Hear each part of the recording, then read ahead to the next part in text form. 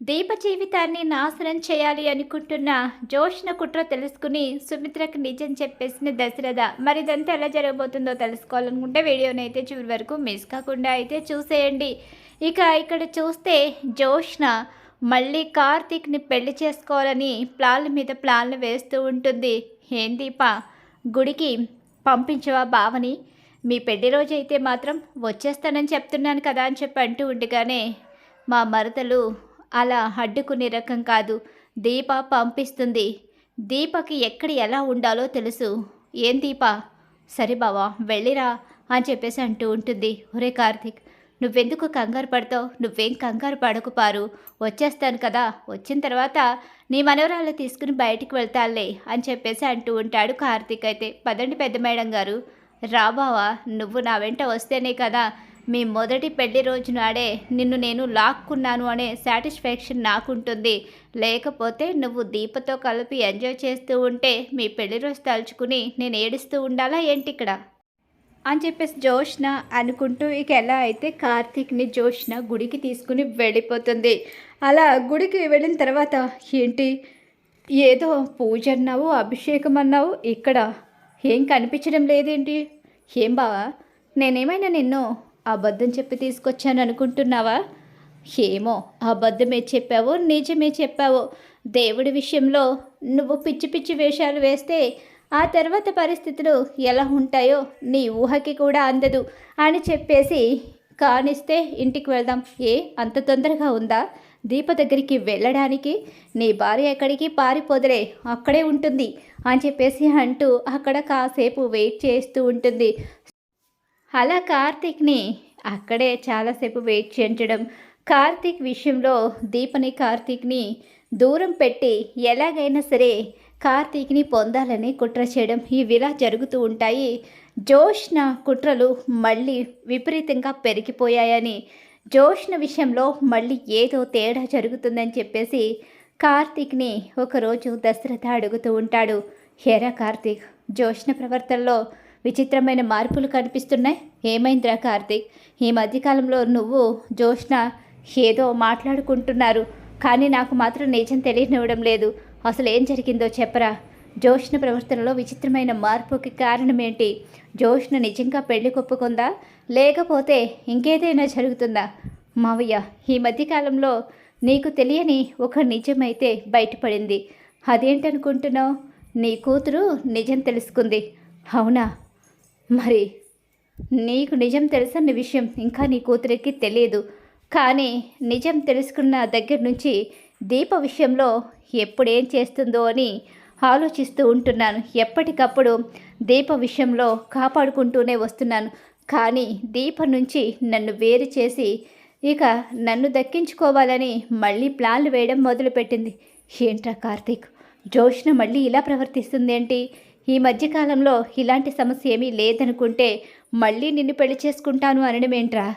ఏముంది, మీ కూతురు కాని కూతురికి పిచ్చి కదా, అలానే అప్పుడప్పుడు ప్రవర్తిస్తూ ఉంటుంది. పిచ్చి ముద్రకు ముందే ఆ ముక్కుకి తాడేస్తే అప్పుడు ఆ పిచ్చి కుదురుతుంది. కానీ అంత త్వరగా జోష్న వేరే పెళ్ళికి ఒప్పుకుంటుంది అంటావా? ఇది చాలా కష్టమైన విషయంగా కనిపిస్తుంది. కానీ కానీ మనం సులభతరం చేయాలి. ఏదో రకంగా జోష్ని పెళ్లి చెయ్యాలి. అప్పుడే ప్రశాంతంగా ఉంటుంది. లేకపోతే జోష్ని ఇలాగే పిచ్చి పిచ్చి వేషాలు వేస్తూ ఉంటుంది. నువ్వేం కంగారు పడుకు మావయ్య, నేను చూసుకుంటాలే, నువ్వేం టెన్షన్ పడుకు అని చెప్పేసి కార్తీక్ అయితే చెప్తూ ఉంటాడు. లేదురా, నువ్వు నన్నైతే కంగారు పడద్దు అంటున్నావు, కానీ నాకైతే మాత్రం ఇది కరెక్ట్ కాదని అనిపిస్తుంది. ఎట్టి పరిస్థితిలోని కూడా నేను దీనికి ఒప్పుకోను. ఎందుకంటే ఇప్పుడు నేను కనుక ఈ విషయంలో తెలిసి తెలియనట్టుగా ఉండిపోతే రేపొద్దున్న నా కన్న కూతురి భవిష్యత్తు నాశనం అయిపోయిన తర్వాత ఆ తర్వాత ఎంత బాధపడినా ప్రయోజనం ఉండదు. ఇప్పటికే నా కూతురి భవిష్యత్తు చాలా పాడైపోయింది. ఇప్పటికే నా కూతురు జోష్న కారణంగా అనాథగా దిక్కులేని దానిలా ఆస్తి అంతస్తులు లేకుండా రోడ్డు మీద ఇడ్లీలు అమ్ముకుంటూ బ్రతికింది నా కూతురు. ఆ పరిస్థితి నా కూతురికి ఇంకెప్పటికీ రాకూడదు. నా కూతురి జీవితంలో మరి ఎలాంటి ప్రమాదం జరగకూడదు. జోష్నని పెంచాను కాబట్టి పెంచిన ప్రేమ కూడా గొప్పదే అని, జోష్న విషయంలో ఏం జరుగుతున్నా నా కన్న కూతురు భవిష్యత్తు నాశనం అయిపోతూ ఉన్నా చూస్తూ ఊరుకుంటే ఇక తండ్రిగా నా జీవితానికి అర్థం లేదు. నేనేం చేయాలో అదే చేస్తాను. ఇప్పుడు సుమిత్ర పూర్తిగా కోలుకుంది. జోష్న పెళ్లి విషయం తప్ప మరే విషయాల్లోనన్నా తను ఏదైనా సరే వినడం మొదలుపెట్టింది. సుమిత్ర కోసం ఆలోచిస్తున్నాను. సుమిత్ర కోసం తను బిడ్డని త్యాగం చేయాలనుకుంది. ఆ త్యాగం ఎలాగో సుమిత్రకి తెలీదు. కానీ సుమిత్రకి తన కూతురు ఎవరో తెలియాలి. తెలిస్తే తప్ప వీటన్నిటికీ పులి స్టాప్ పడదు. అందుకనే సుమిత్ర నిజం తెలుసుకోవాలని చెప్పేసి ఇక సుమిత్ర గుడికి వెళదామా అని చెప్పి అడుగుతాడు సుమిత్రను ఒకరోజు. అదేంటండి గుడికి వెళదామా అంటున్నారేంటి? సరే అండి వెళదాం పదండి అని చెప్పేసి గుడికి అయితే బయలుదేరి వెళుతుంది. అలా వెళ్ళేసరికి నేను గుడిలోని ఆ భగవంతుడికి అర్చన చేయించాను. ఎవరి పేరు మీదండి? జోష్ని త్వరగా పెళ్లి చేయించుకోవాలని, తను త్వరగా పెళ్ళికి ఒప్పుకోవాలని చెప్పేసి మీరు అర్చన చేయించారా? జోష్ని పెళ్ళికైతే ఒప్పుకుంది కదండి. నిజమే ఒప్పుకుంది. కానీ జోష్ని గురించి కాదు, మన కూతురు దీప గురించి. ఏం మాట్లాడుతున్నారండి? మన కూతురు దీప ఏంటి? అదేంటి నువ్వు దీపని మన కూతురు అనుకోవడం లేదా? మన కూతురు అనుకోవడానికి కూతురు కావడానికి చాలా తేడా ఉంటుంది కదండి. అవును నిజమే కదా.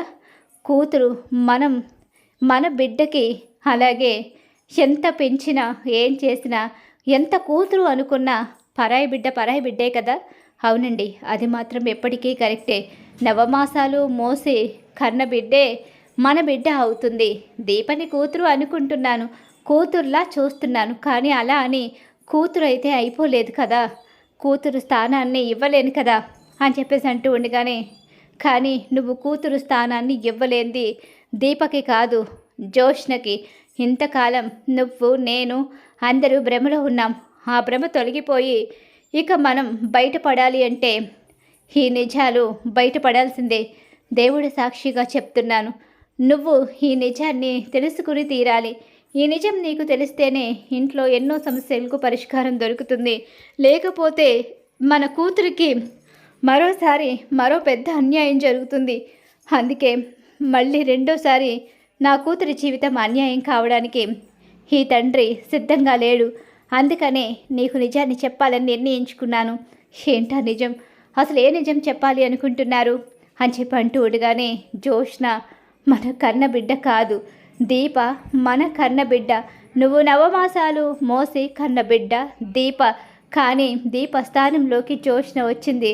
అలా రావడానికి కారణం పారిజాతం పిన్ని నాన్న మీద ఉన్న పగ ప్రతీకారాన్ని తీర్చుకోవడం కోసం జోష్నని దీప స్థానంలో పెట్టి దీపని అనాథని చేసింది అని చెప్పి మొత్తం నిజాన్ని బయట పెట్టేస్తాడు.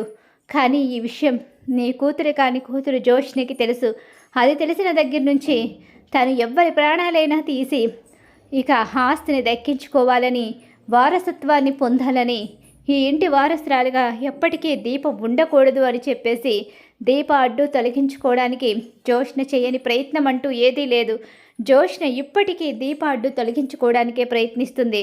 చివరకు దీపను చంపేసి ఆస్తిని వారసత్వాన్ని దక్కించుకోవాలి అనుకుంటుంది. నీకు నిజం తెలియకపోవడంతో ఎవ్వరం నోరు విప్పలేక జోష్న చేసే ఆగడాల్ని భరించాల్సి వస్తుంది అని చెప్పేసి మొత్తం నిజాలన్నీ కూడా బయట పెట్టేస్తాడు దశరథ. అలా బయట పెట్టడంతో ఒక్కసారే కళ్ళు బయర్లు కమ్మినట్టు అవుతూ ఉంటాయి. ఇక సుమిత్రకైతే, సుమిత్ర ఏమైంది సుమిత్ర? ఏం కాలేదండి, మీరేం కంగారు పడకండి, నాకేం కాలేదు. నా కళ్ళు పూర్తిగా తెరుచుకుని ఇంతకాలం ఎంత భ్రమలో బ్రతికానో, ఇంతకాలం కన్న పేగును గుర్తించలేని గుడ్డిదాల్లా ఎలా ఉన్నానో అని ఒక్కసారి నన్ను నేను ప్రశ్నించుకోవాల్సిన పరిస్థితి వచ్చింది. కానీ నాకు, నా కూతురికి, మన కుటుంబానికి ఇంత అన్యాయం చేసిన వాళ్ళను వదిలిపెట్టను. వాళ్ళు నా కళ్ళ ముందు ఉంటే మాత్రం నేను క్షమించను. మీకైతే పెంచిన ప్రేమ అడ్డు రావచ్చేమో, నాకు మాత్రం కన్న మమకారం కన్నా ఏది ఎక్కువ కాదు. జోష్న ఆ ఇంట్లో ఉండడానికి లేదు, ఇంకెప్పుడు జోష్న నా కంటికి కనిపించడానికి లేదు అని చెప్పేసి ఇక సుమిత్ర అయితే ఇంటికి వెళ్ళిన తర్వాత జోష్న చెంప పగలగొట్టి, జీవితంలో నువ్వు కానీ మీ గ్రాని కానీ నాకు కనిపించడానికి లేదు.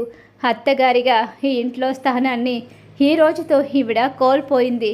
ఇక నువ్వైతే కూతురుగా ఎప్పటికీ ఈ ఇంట్లో స్థానాన్ని పొందలేవు అని చెప్పేసి ఇక జోష్నకైతే సుమిత్ర చాలా పెద్ద షాక్ ఇస్తుంది. అలా ఊహించని షాక్ అయితే దశరథ నిజం చెప్పడంతో ఎదురవుతుంది. మరి జోష్న గురించి నిజం సుమిత్ర తెలుసుకోవాలని చెప్పి మీరు కోరుకుంటున్నారా? అయితే వీడియోని తప్పకుండా లైక్ చేయండి. మీరు ఇచ్చే ఒక లైక్ సపోర్ట్ అండ్ ఎంకరేజ్మెంట్గా ఉంటుంది.